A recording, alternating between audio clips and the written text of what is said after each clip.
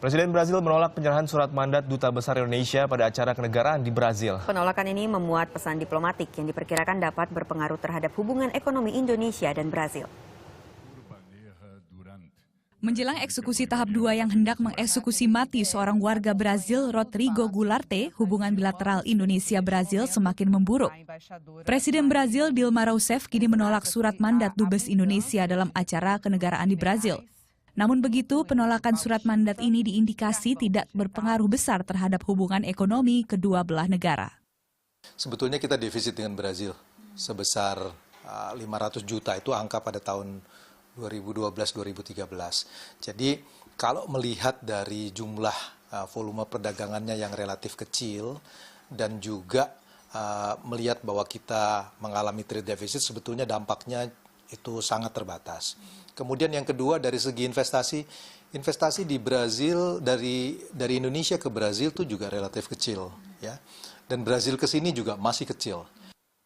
Meskipun tidak terlihat pengaruh signifikan dari segi perdagangan dan investasi, menurut Chatip jika dilihat dari kacamata diplomasi ekonomi, Indonesia dan Brazil merupakan negara anggota G20 yang memiliki kesamaan visi.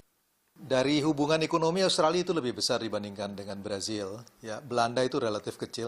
Tetapi walaupun Australia juga relatif besar, tetap in terms of volume perdagangan itu masih relatif kecil.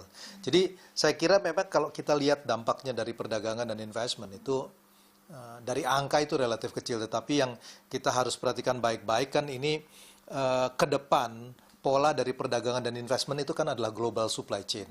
Jadi memang bukan berarti bahwa kalau dia perdagangannya kecil dan investmentnya kecil itu dia tidak penting dan bisa diignore. Presiden Brazil Dilma Rousseff menolak surat mandat Duta Besar Indonesia Toto Rianto yang telah hadir dalam upacara di Istana Presiden Brazil Jumat 20 Februari 2015. Dubes Toto yang hadir bersama dengan duta besar yang juga baru ditunjuk dari Venezuela, El Salvador, Panama, Senegal, dan Yunani dipastikan tidak akan mewakili Indonesia dalam acara resmi di Brazil. Nisa Karunia, Reza Hardiansyah melaporkan untuk NET.